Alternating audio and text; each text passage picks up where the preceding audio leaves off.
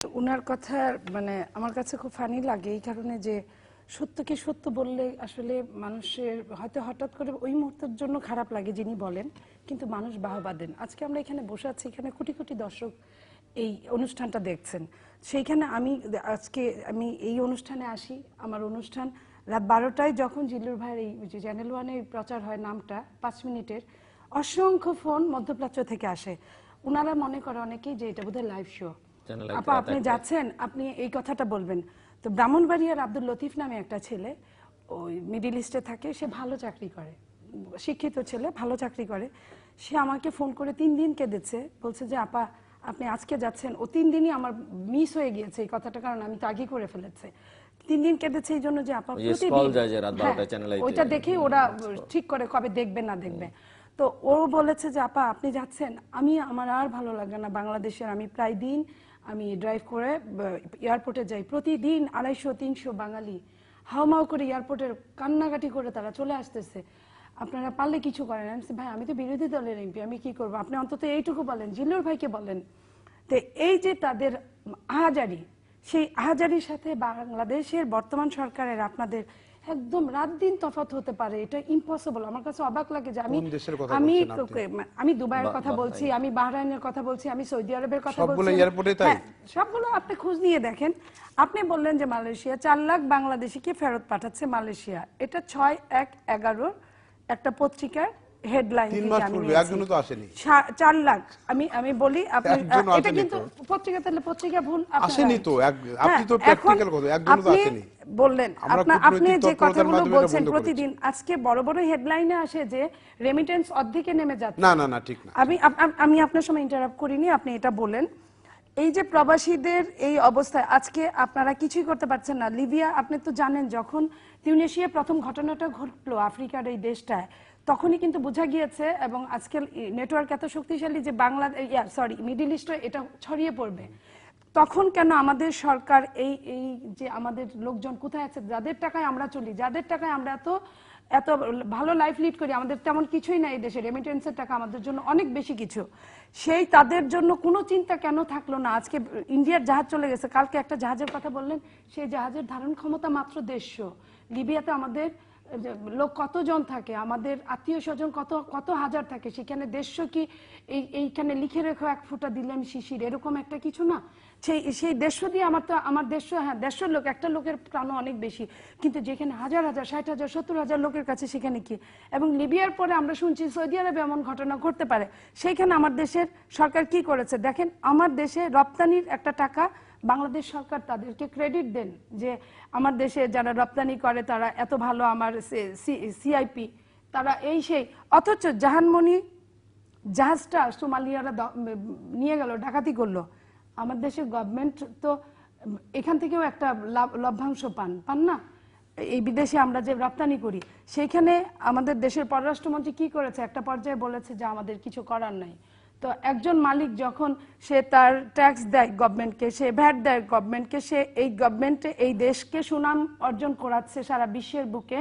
এত বড় একটা জাহাজ, এতগুলো মানুষ আটকে গেল, তাদের মা বোনরা হাহাকার করছে, ওয়াইফরা হাহাকার করছে, আর আমার দেশের পররাষ্ট্রমন্ত্রী উনি কিনা বলেন যে আমার কিছুই করার নাই।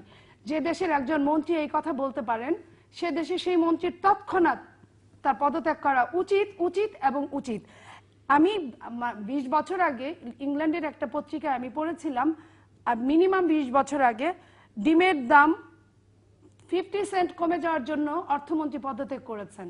আজকে আমার দেশের অর্থমন্ত্রী গতকালকেও আপনাদের সংসদে দাঁড়িয়ে বলেছেন শেয়ার বাজারে যারা কাজ করেছে তারা ফটকাবাজ, এবং অনেক এমপি প্রতিবাদ করেছে। কেন করেছে সেই এমপিরা প্রতিবাদ? কারণ তাদেরও টাকা আছে। আপনি কি মনে করেন শেয়ার বাজারে 33 লক্ষ পরিবারের টাকাটা কি খালি বিএনপির ঘরের টাকা ছিল? সেইখানে আওয়ামী লীগের, ছাত্রলীগ, যুবলীগের টাকাও ছিল, সেইখানে আমাদের সৈনিক ভাইদের টাকা ছিল, সেইখানে আমাদের রেমিটেন্সের এই বিদেশি লোকগুলা কত কষ্ট করে বউ বাচ্চাকে রেখে গিয়ে, আমরা 2 দিন যদি আমাদের স্বামী সন্তানকে রেখে যাই আমাদের কত কষ্ট লাগে। আপনিও বিদেশ যান, আমিও বিদেশ যাই, আর যেখানে বছরের পর বছর তারা সন্তানকে, স্ত্রীকে দেখতে পায় না, সেই স্ত্রীরা 2 পয়সা বেশি বাড়তি আয় হবে দেখে ওই শেয়ার বাজারে পাঠাইছে। আর আজকের মাননীয় অর্থমন্ত্রী যদি বলেন সেই সংসদে দাঁড়িয়ে উদ্ধত স্বরে যে এটা ফটকাবাজিদের কাজ, সেই মন্ত্রীর কি হওয়া উচিত? এবং এর আগেও এই মন্ত্রী, মাননীয় মন্ত্রী বলেছিলেন যে উনারও কিছু ভুল ছিল। গতকালকে একটা প্রোগ্রামে আপনিও ছিলেন, আমিও ছিলাম, গভর্নর, বাংলাদেশ গভর্নরকে যখন আমি বললাম যে বাংলাদেশ ব্যাংকের গভর্নরকে যখন আমি বলেছিলাম যে আপনি এটার দায়িত্ব এড়াতে পারেন না, উনি কি বলেছিলেন যে আমি সেপ্টেম্বর মাসে একবার বলেছিলাম যে এরকম হতে পারে আর হওয়া দুই জিনিস। আর উনি হতে পারে, তো উনি কেন সেই দিন পদত্যাগ করেন নাই? কেন আপনারাও তো সেই দিন কালকে মাননীয় সংসদ সদস্যরা ছিলেন সরকারি দলে, কেন বললেন না যে আপনি এটা বললে আপনার দায়িত্ব এড়াতে পারেন না? আপনি বাংলাদেশ ব্যাংকের গভর্নর, আপনার ব্যাংকগুলো কি করেছে?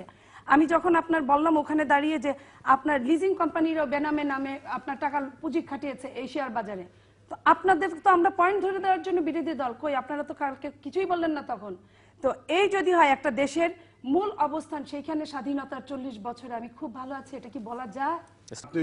গণতন্ত্রকে পুনরুদ্ধার করতে গেলে, শোনেন, গণতন্ত্রকে পুনরুদ্ধার করতে গেলে আপনাদের আওয়ামী লীগকে জন্ম দিয়েছে শহীদ প্রেসিডেন্ট জিয়াউর রহমান, তার নামের আগে বলার আগে একটু সম্মান করেন। আমি বলি শেষ করতে দেন। 25শে জানুয়ারি আওয়ামী লীগ শেষ, 25শে জানুয়ারি আওয়ামী লীগকে ভেঙে দিয়ে সেখানে বাংলাদেশ কৃষক শ্রমিক লীগ হয়েছে, বাকশাল। সেই বাকশালের যখন আওয়ামী লীগ, বাকশাল যখন পুনরায় সাজেদা চৌধুরী, সৈয়দা সাজেদা চৌধুরী আমাদের সংসদ উপনেতা, উনি যখন একজন অ্যাপ্লিকেশন নিয়ে গিয়েছিলেন শহীদ প্রেসিডেন্ট জিয়াউর রহমানের কাছে যে আমি আবার আমাদের দলটা করতে চাই, সেই শহীদ প্রেসিডেন্ট জিয়াউর রহমান কিন্তু দল করার অধিকার দিয়েছেন। 4টা সংবাদপত্রকে বাদ দিয়ে 400টা সংবাদপত্র বের করার স্বাধীনতা দিয়েছেন, সাংবাদিকদের স্বাধীনতা দিয়েছেন, জাতীয় প্রেস ক্লাবকে গঠন করে দিয়েছেন। প্রেস ক্লাব আজকে যেখানে দাঁড়িয়ে আপনারা এত রাজনীতি করছেন ফেল করানোর জন্য, সেটাকে বানিয়েছেন। এবং শহীদ প্রেসিডেন্ট জিয়াউর রহমান আসছিলেন বলেই কিন্তু আজকে এত কিছু হয়েছে। আজকে আপনার নেত্রী, আমাদের মাননীয় প্রধানমন্ত্রী, উনি ডক্টরেট ডিগ্রি অর্জন করেন শহীদ জিয়ার নাম মুছে ফেলার জন্য, কিন্তু ওনার বোঝা উচিত যে নাম মোছার জন্য 10টা 12টা ডক্টরেট নিয়ে আসলে ওনার পাশাপাশি আরো অনেকের নাম মুছে যাবে এবং এই নাম মুছে যাবে। শোনেন, অন্যকে অপমান করে নিজেকে সম্মানে রাখা যায় না। আন্তর্জাতিক সম্মেলন কেন্দ্র, এগুলো সব নাম পরিবর্তন আপনারা করে দিলেন। ওই যমুনা ব্রিজ বানালাম আমরা, আর আপনারা বলেন যে বঙ্গবন্ধুর স্বপ্ন ছিল। যমুনা ব্রিজ যেদিন যমুনা ব্রিজের স্বাক্ষর হয় সেদিন আপনারা হরতাল ডেকেছিলেন, সেই হরতাল পরবর্তীতে বঙ্গবন্ধুর স্বপ্ন হয়ে গেল আপনাদের। আপনাদের তখন যমুনা সেতু আপনাদের বঙ্গবন্ধু সেতু হয়ে গেল। ইভেন আপনারা দেখেন কতটা নাম কিনতে চান, চায়না হেল্প করে, চায়না চীন মৈত্রী একটা সম্মেলন কেন্দ্র করেছে, চীন মৈত্রী একটা সম্মেলন কেন্দ্র করেছে, সেটাকেও আপনারা চীনের একটুখানি সম্পদ দিয়েছে আমাদেরকে, সেটাকেও আপনারা বঙ্গবন্ধু বানিয়েছেন। ভাসানী যে ভাসানী না হলে আপনাদের শেখ মুজিব হিসেবে জন্ম হতো না, সেই ভাসানীর স্টেডিয়ামের নামটা বদলায় আপনারা কি করছেন? স্টেডিয়াম করছেন বঙ্গবন্ধু শেখ মুজিবুর স্টেডিয়াম।